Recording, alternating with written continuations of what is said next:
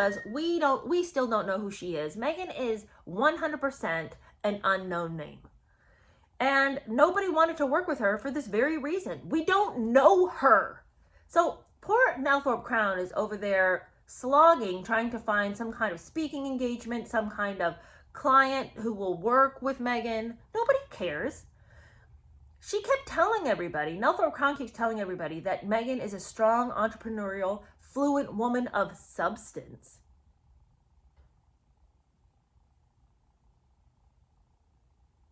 I'm sorry, by whose estimation?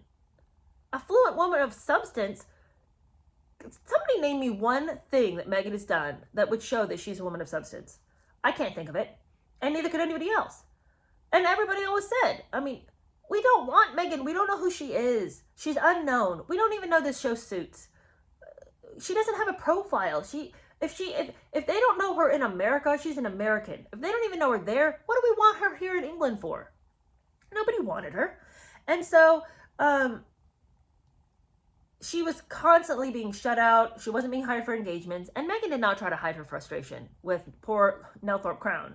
Meghan took it out on her and was very angry and indignant that Nelthorpe Crown could not manage to secure her any new work. But then after consulting her agent and publicists, Meghan spotted an opportunity. How can I get people's attention? Oh, yes. I'll do the one thing that I can do that no one can dispute me about. I'll come out and say that I've been horribly maligned, mistreated, and abused because of my biracial heritage. So she comes out swinging with the race card.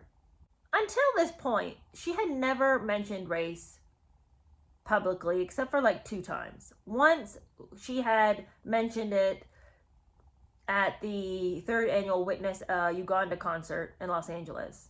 And then another time she'd been part of this anti-racism video for the U.S. charity Erase the Hate. But other than that, it really hadn't been part of her persona. She didn't talk about it a lot on her blogs. In fact, she didn't mention it at all. And even in Suits, as we've said, they didn't make much of the fact that she was biracial, except for the 2nd season when her dad on the show shows up and he's black. So that kind of began, like, it was at this time when she started to realize, I can get some traction if I talk about this, because no one can tell me that this isn't my lived experience. So I can say anything I want to and no one's going to say anything about it, and it gives me points in the whole victim oppressor culture that we are currently in. So she's deciding that, reconsidering her past, she could sincerely present herself as a victim of racism, and then by that means become more of a household name. And so she's got to rebrand herself, because up until this point, she's never made a peep about it. She's never made anybody aware that she's, been used and abused in this society. So she decides that through Elle magazine, she will come out as having experienced brutal racism at the hands of hateful Americans. She breezed into Elle's office and met Justine Harmon, one of the magazine editors. Meghan, the entire time, is just so disgusting and annoying. She tells, she's trying to ingratiate herself with this Justine Harmon. And at one point offers to write the place cards for Harmon's wedding. Okay, well, who wants her little handwritten place cards? Why would you even bring that up in this interview? So anyway, despite being super cringy about trying to get work for herself as a calligrapher, she successfully does pitch this idea to the magazine that what she should do, and Elle should report on it, Elle should send her to the island of Malta, where she's going to research her mixed race roots. This is her claim, okay? I'm going to read this to you. Somewhere in the distant past, she recalled Grandmother Markle mentioned that her father's great-great-great Irish grandmother, Mary Bird, lived in Malta with an English soldier called Thomas Bird. They married and a child was born in Malta in 1862. To give the story greater attraction, Mary Bird was said to have been employed as a cook in 1856 at Windsor Castle. What? What is this wild fantasy? Talk about some fantasies off the tag. Remember last chapter where we said that was like her big thing? She just write these like fantasy pieces. Well, apparently she's embroidering the past as well. Well, Elle magazine they don't even skip a beat. They're like, yeah, we'll send you to Malta. So they get this grand plan. They contact the Maltese Tourist Authority and they say, look, if you could give Meghan a free trip to Malta, we will write a whole article that's basically an advertisement for Malta.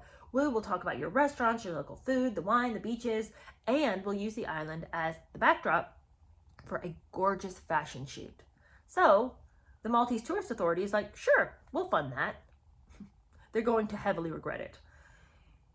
Meghan says that this trip was mostly about trying to understand where I came from, my identity. And there's something so lovely about fitting in a piece of the puzzle. And that's what I went to do. Everyone told me that when you go to Malta, everyone's gonna look like you. Oh my gosh, I did sort of blend in there. And it was the loveliest feeling. Well, Meghan, you've blended in your whole life. That's why no one realized that you were biracial. When exactly were you standing out as different from anybody else in any kind of capacity? When were you people's token ethnic friend? The way you act like, I was just so different from everybody and I was always sort of on the fringes of society and nobody wanted to bring me into the fold, because I was just so different. First of all, what are you talking about? What age do you think you grew up in? Okay, but anyway, she says for the first time she blended in Malta. Okay, but this is what's ridiculous. This is what she writes, that she went to discover her identity. But to Nelthorpe Crown's surprise, Nelthorpe Crown went with her to Malta. The moment they landed on the island, Meghan decided against researching her white ancestry. Why would I want to do that? I don't need to highlight that because that's not why I've had so much suffering. It's because I'm half black. So, not surprisingly, Meghan had no ancestry in Malta. The 19th century soldier Thomas Bird married Mary McHugh, or is it Machew? Who could know at this point?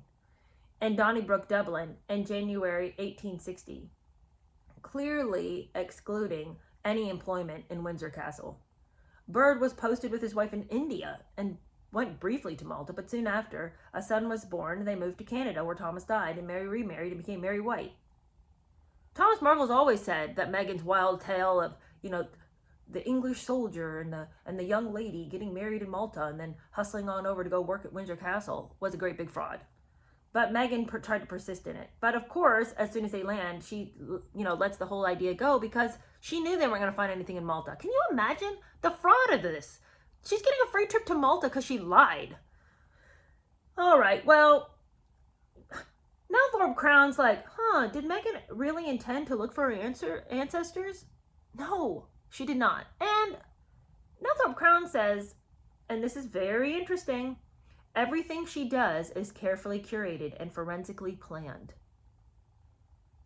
The sensitive soul searching for her roots was replaced by what Nelthorpe Crown identified as the businesswoman's first and foremost. Money, Nelthorpe Crown concluded, was Meghan's priority. Those are really cutting words from somebody who admits that she and Meghan were like besties at one point. Nelthorpe Crown says she really fell under Meghan's spell and thought that she was warm and inviting and lovely and thought Meghan was great. But on the other side of this, she sees things much more clearly. Meghan was curated and forensically planning everything that she did, and money was the objective in all things.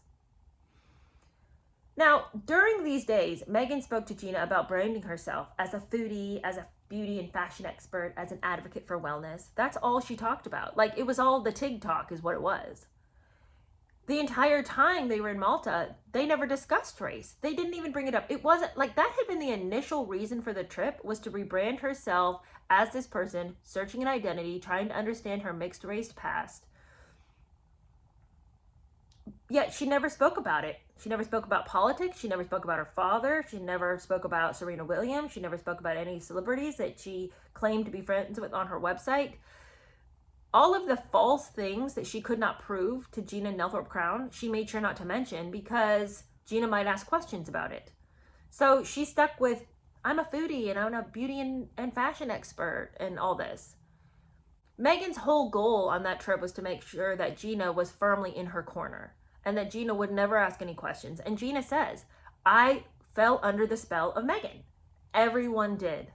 She says not only did she exude warmth and sincerity, but she made you feel that you were the only person in the world that mattered. She's a girl's girl, and we shared many stories. So they had to become very close on this trip, even though there was a lot of questions in Gina's mind about why exactly they were there.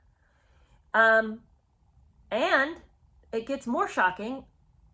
Unfortunately for the Maltese Tourist Authority, Meghan's published article in Elle made no mention of Malta. The island's restaurants, wines, beaches, they were all forgotten, and the photographs that were shot on the island weren't even used. So they had just funded this free trip for Meghan and her friend and got nothing out of it. And of course they couldn't, because Meghan didn't spend any time trying to research where her family came from. It was just to hang out. Now, Tom Bauer says that the article that Elle did run for the magazine was well written, and it was titled Meghan Markle, I Am More Than an Other. And in this article, again, not talking about Malta in any way, she introduced the idea that she had lived a very difficult life, having to struggle with the dichotomy of being mixed race in response to Elle. And she says, in response to Elle's invitation to share my story, I struggled to decide if I wanted to do that. Okay, you guys, Elle did not invite her to share her story. She marched into the office and said, I got an idea for you guys. I got a story for you guys. What if we talk about my mixed race past? And I just find this to be ridiculous, because she goes on to talk about how when they invited me to talk about it, I was, I'll be honest, scared. Today, I'm choosing to be braver, to go a bit deeper, to share a much bigger picture of that with you. Why are you scared to talk about your past? Are you ashamed of the fact that your mother is Black and your dad is white? Why would that even be a thing that you have to be? I had to get brave. I had to talk myself into it. I was scared when Elle came and spoke to me and wanted to dig into my past, and I wasn't sure if I was ready to do that. But then, after careful thinking, I came to the conclusion that yes, I can be brave. I'm confused about why bravery is needed to talk about your Black mother. Are you ashamed of her? I'm confused by why you can't talk about your white father. Are you ashamed of him? What does your race have to do with shame? I don't understand this. Why do you have to get brave? Why are you scared? Why are you acting like I'm revealing a very tender and intimate part of myself? I'm choosing to reveal to you that I am biracial. Nobody cares. It's like literally the least important thing about you. Okay, so anyway, she goes on to retell her 3 famous stories. My dad got me Barbie dolls that were 2 different colors. One time I had to check a box I wasn't sure how I felt. Another time, somebody at college said something disparaging about my mixed race family. She says, this world of not fitting in and of harboring my emotions so tightly under my ethnically nondescript and not so thick skin was difficult for me. I lived in a murky area, a haze around how people connected with me. While my mixed heritage may have created a gray area surrounding my self-identification, keeping on both sides of the fence, I have come to embrace that, to voice my pride in being a strong, confident, mixed race woman. Nobody cares. Literally nobody cares that you're mixed race. I cannot stress this enough. Nobody cares. It's not interesting. It doesn't matter. It makes you neither wonderful nor horrible. It's just a thing about you. It's not even worth talking about. I can't believe you'd write a whole article about the color of somebody's skin. Okay, so now that Meghan has come out as biracial, Elle has written this article about her. Nelthorpe Crown thinks, okay, now that she's been in a magazine and had, a feature story about her, maybe I can get people to actually be interested in her, because before they said she had no profile, maybe they'll want to get in with her now. So Nelthorpe Crown used the article as leverage to invite 30 potential buyers of Meghan, the brand, to Home House, which is a private members club in central London. They invite her to come. And at this event, she appeared in a discussion with this Sudanese child soldier and musician. And during the discussion, they talked about feminism and women's empowerment. Pertinently, the topic of race never came up. That was the whole reason that she was in Elle, because she's been so maligned and mistreated because of her racial heritage. And that is her new brand.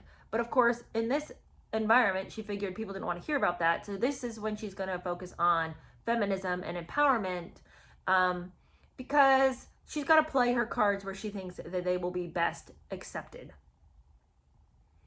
But the result of this whole discussion and the result of meeting these 30 potential buyers was really disappointing, because the audience dismissed her as uninteresting. What do we care?